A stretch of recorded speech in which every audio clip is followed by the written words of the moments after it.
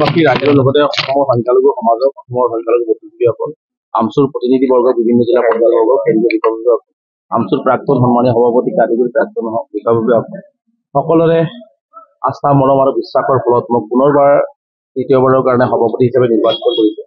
গতিকে মই সকলোকে আন্তৰিকভাৱে ধন্যবাদ আৰু কৃতজ্ঞতা জ্ঞাপন কৰিছোঁ আৰু মোৰ প্ৰতি যি আস্থা আৰু বিশ্বাস ৰাখিছে এই আস্থা আৰু বিশ্বাস আগত ৰাখি মই আগলৈকে সংখ্যালঘু সমাজৰ যিখিনি মূল সমস্যা আছে এই সমস্যাখিনি সমাধান কৰাৰ কাৰণে আমি যত্ন আছে চেষ্টা কৰিম। গতিকে আজি আমি নতুন সমিতিখনৰ পৰিকল্পনা হৈছে যে আমি শিক্ষাৰ ওপৰত গুৰুত্ব প্ৰদান কৰিম। যি আমি শিক্ষাৰ ওপৰত কাম কৰি আছো কিন্তু আমি যিমানখিনি কৰিব লাগিছিল বিভিন্ন সমস্যা বিভিন্ন ঠাইত দেখা দিয়ে যাৰ কাৰণে আমি শিক্ষাৰ যিখিনি মূল সমস্যা আছে সেইখিনি সমাধান কৰাৰ ক্ষেত্ৰত আমি আগভাগ লৈও কেতিয়াবা পিছুৱাবলগীয়া হয়। কিন্তু আমি এইবাৰ আমাৰ মূল এজেণ্ডাটো ৰাখিছো যে আমি সংখ্যালঘু সমাজক শিক্ষিত কৰিব লাগিব। আমি জেহাদ কৰিবৰ কাৰণে আহ্বান জনাইছো সংখ্যালঘু সমাজক আৰু সেই জেহাদ হৈছে শিক্ষাৰ জেহাদ, কাগজ আৰু কলমৰ জেহাদ। কাৰণ আমি এই কলমৰ জৰিয়তে কাগজ কলমৰ জৰিয়তে আৰু জ্ঞানৰ জৰিয়তে শিক্ষাৰ জৰিয়তে আমি আমাৰ সমাজখনক আমি আগুৱাই লৈ যাব পাৰিম। কাৰণ বিভিন্ন সময়ত চৰকাৰে আমাক প্ৰতাৰণা কৰিছে, বঞ্চনা কৰিছে। চৰকাৰে আমাক হোৱাই নহয় আজি ভাৰতীয় নাগৰিক অসমীয়া নাগৰিক হোৱাৰ পিছতো আজি কেৱল মাত্ৰ ভূমিহীন হোৱাৰ কাৰণে কেতিয়াবা বলডুজাৰ চলাই, কেতিয়াবা আমাৰ কলিজাৰ ওপৰত মাদ্ৰাছাৰ ওপৰত বলডুজাৰ চলাই আছে। কেতিয়াবা দেখিছো সংখ্যালঘু সমাজক টাৰ্গেট কৰি আজি হিন্দু মুছলমান ভাগ কৰি কোনোবাই মুখ্যমন্ত্ৰী হিমন্ত বিশ্ব শৰ্মাই ৰাজনৈতিক গাদী সুৰক্ষিত কৰিব বিচাৰিছে। গতিকে এই সকলোবোৰৰ জবাব দিবৰ কাৰণে এটাই বিকল্প ৰাস্তা হৈছে শিক্ষিত হ'ব লাগিব। আমি মানুহ হ'ব লাগিব, মানৱ সম্পদ হিচাপে নিজকে তৈয়াৰ কৰিব লাগিব। যাৰ কাৰণে আমি সংখ্যালঘু সমাজৰ ঘৰে ঘৰে আমাৰ প্ৰতিনিধিবৰ্গক ছাত্ৰ বন্ধুসকলক আহ্বান জনাইছো যিকোনো মূল্যৰ বিনিময়ত শিক্ষিত হ'ব লাগিব। আমি এতিয়া আৰু লেবাৰ বনোৱা ফেক্টৰী হিচাপে আগবাঢ়িব নালাগে। আমি এতিয়া মানে ইটা ভাটাত কাম কৰিবৰ কাৰণে লেবাৰ পঠোৱাৰ চিন্তা চৰ্চা বাদ দিব লাগে। আমি কেৰালাত কাম কৰিবৰ কাৰণে চিন্তা চৰ্চা বাদ দিব লাগে। এই কথা বতৰাবিলাক আমি সংখ্যালঘু সমাজত লৈ যাম। আমি চিন্তা চৰ্চা কৰিব লাগে আমি গুৱাহাটীৰ মেট্ৰৰ DC কেনেকে আমাৰ ল'ৰা ছোৱালী হ'ব, কেনেকে আমাৰ ল'ৰা ছোৱালী পাইলট হ'ব, কেনেকে আমাৰ ল'ৰা ছোৱালী ফৰেন চাৰ্ভিচত চাকৰি কৰিব, কেনেকে আমাৰ ল'ৰা ছোৱালীয়ে বিশ্বৰ বিভিন্ন দেশত চাকৰি কৰিব পাৰিব, কেনেকে আমাৰ ল'ৰা ছোৱালীয়ে উজনি নামনি মধ্যত প্ৰতিখন জিলাতে তেওঁলোকে নেতৃত্ব দিব প্ৰশাসনিকভাৱে। এই কথা বতৰাবিলাক আমি লৈ যোৱাৰ কাৰণে চেষ্টা কৰিম নতুন পৰিকল্পনা নতুন সংকল্পৰে। গতিকে আমি সংখ্যালঘু সমাজক আহ্বান জনাইছো যে সংখ্যালঘু সমাজৰ বিভিন্ন কুসংস্কাৰ আছে, বাল্য বিবাহ আছে, ড্ৰাগছ আছে, মদ আছে, জুৱা আছে। এইবোৰ আমি যেনেকে সমাজৰ পৰা নাইকিয়া কৰিব লাগিব আৰু নাইকিয়া কৰাৰ মূল ৰাস্তাটো হৈছে শিক্ষা। গতিকে সংখ্যালঘু সমাজক মই বিনম্ৰতাৰে আহ্বান জনাইছো আহক আমি সকলোৱে মিলিজুলি, কেৱল আমচুকে দায়িত্ব দিলে নহ'ব। সংখ্যালঘু সমাজৰ বিভিন্ন সংগঠন আছে, বিভিন্ন বুদ্ধিজীৱী আছে, সকলোৱে মিলিজুলি যদি আমি 10টা বছৰ যদি কষ্ট কৰো তেনেহ'লে আমাৰ ওপৰত যি ধৰণে অন্যায় অত্যাচাৰ হয়, আমাৰ ওপৰত যি ধৰণে তুচ্ছ তাচ্ছিল্য হয়, আমাৰ ওপৰত যি ধৰণে গ্লানি দিয়া হয়, এই গ্লানিবিলাক আমি 10 বছৰৰ ভিতৰত নাইকিয়া কৰিব পাৰিম। বিশ্বত নোৱাৰা কাম একো নাই। গতিকে আমি চেষ্টা কৰিবৰ কাৰণে সংখ্যালঘু সমাজক আহ্বান জনাইছো আৰু আমি কাম কৰিম। গতিকে আমাৰ নতুন পৰিকল্পনা হৈছে যে আমি শিক্ষাৰ ক্ষেত্ৰত গুৰুত্ব দিছো।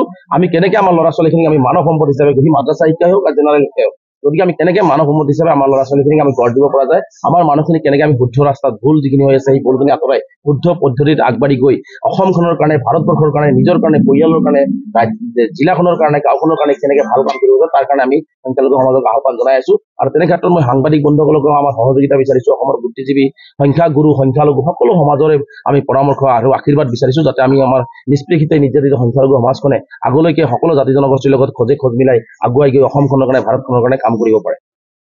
মই এই কথাটো আগতেও প্ৰতিবাদ কৰিছিলো যিদিনাখন আমাক সভাখনত মাতিছিল যে সংখ্যালঘু সমাজক বিভিন্ন সময়ত মুখ্যমন্ত্ৰী হিমন্ত বিশ্ব শৰ্মাই বিভাজন কৰি আছে।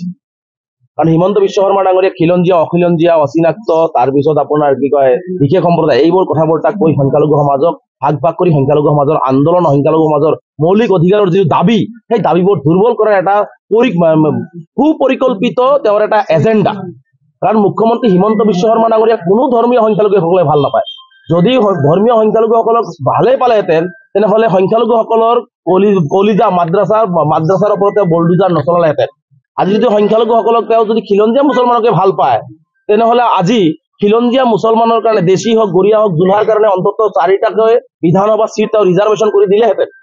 আজি সংখ্যালঘু সমাজৰ সৰ্বানন্দ সোণোৱালৰ দিনতেই দেখিছো 100 কোটি টকাৰ খিলঞ্জীয়াসকল মুছলমানৰ কাৰণে দিয়া হৈছে, 1 টকাও আজিলৈকে পোৱা নাই। আজি হিমন্ত বিশ্ব শৰ্মা মুখ্যমন্ত্ৰী হোৱাৰ পিছতে খিলঞ্জীয়া মুছলমান বুলি যিসকলক চাৰ্টিফিকেট দি আছে তেওঁলোকক মাতিলৈকে ইমানকেইটা চাব কমিটি বনালে, সেই চাব কমিটি কেইটা মৰি গ'ল, ক'ত গ'ল? আজিলৈকে সেই মানুহখিনি কোনো উন্নয়ন নকৰিলে। আজিলৈকে আজি ধুবুৰীত জাহাংগীৰক ঢকুৱাখানাত হত্যা কৰা হ'ল, জ্বলাই দিয়া হ'ল, তাৰ ডেড বডিটো আজি পৰিয়ালক গতাই দিয়া হ'ল। জাহাংগীৰ কিন্তু দেশী, তেওঁক কিন্তু খিলঞ্জীয়া চাৰ্টিফিকেট দিছে। আজি সেই জাহাংগীৰৰ পৰিয়ালৰ দুটা কণ ল'ৰা ছোৱালী আছে, তেওঁলোকে নাখাই আছে। আজি জিলা আয়ুক্তৰ কাৰ্যালয়ৰ পৰা মাত্ৰ 2 কিলোমিটাৰ দূৰত তেওঁৰ ঘনীয়েক আৰু বৃদ্ধা মাতৃ আজি নাখাই আছে, থাকিবলৈ ঘৰ নাই, মানুহৰ ঘৰত আছে।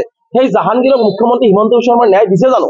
গতিকে মুখ্যমন্ত্ৰী ডাঙৰীয়া বসুন্ধৰা 1, 2, 3, 4 মানিলো তেওঁক কাৰোবাক মিয়া বুলি তাচ্ছিল্য কৰিছে, কাৰোবাক অচিনাক্ত বুলি তাচ্ছিল্য কৰিছে, তেওঁৰ গাদী সুৰক্ষিত কৰিবৰ কাৰণে এইবিলাক কৰি থাকে।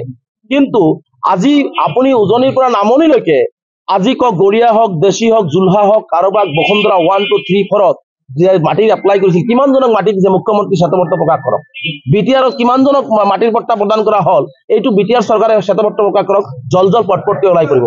গতিকে চৰকাৰ দিল্লীতেই হওক, অসমতেই হওক আৰু BTR-তেই হওক, অসমৰ সংখ্যালঘুসকলক ভাগ ভাগ কৰি তেওঁলোকে অসমৰ সংখ্যালঘুসকলৰ আন্দোলন দুৰ্বল কৰা, তেওঁলোকৰ দাবী দুৰ্বল কৰি ৰখাৰ এটা ষড়যন্ত্ৰ।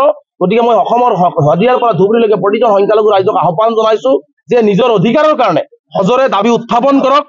মুখ্যমন্ত্ৰীৰ এজেণ্ডাৰ প্ৰতি বা মুখ্যমন্ত্ৰীৰ যি এজেণ্ডা লৈ কাম কৰি আছে সংখ্যালঘুৰ প্ৰতি, সেই এজেণ্ডাত আপোনালোকে ভৰি নিদিব। নিজৰ যিখিনি সাংবিধানিক অধিকাৰ আহিছে সেই অধিকাৰখিনি শদিয়াৰ পৰা ধুবুৰীলৈকে সজোৰে দাবী উত্থাপন কৰক। আৰু এই দাবীক কোনোবাই উত্থাপন কৰক বা নকৰক, শদিয়াৰ পৰা ধুবুৰীলৈকে প্ৰতিজন সংখ্যালঘু সমাজৰ আৰ্থ, সামাজিক, ৰাজনৈতিক আৰু শৈক্ষিক সমস্যাসমূহ সমাধানৰ কাৰণে সদৌ অসম সংখ্যালঘু ছাত্ৰী ইউনিয়নৰ সজোৰে দাবী উত্থাপন কৰি আহিছে, অনাগত দিনবিলাকতো কৰিব। ইয়াৰ বাবে গণতান্ত্ৰিকভাৱে লাখ লাখ মানুহে ৰাজপথত আন্দোলন কৰি হওক, বৌদ্ধিকভাৱে আলোচনা কৰি হওক বা আইনগতভাৱে হওক, আমি এই সকলো সংখ্যালঘু সমাজৰ শেষৰটো সমস্যা সমাধান নোহোৱালৈকে আমাৰ অবিৰত যি সংগ্ৰাম, এই সংগ্ৰামৰ ধাৰা অব্যাহত থাকিব।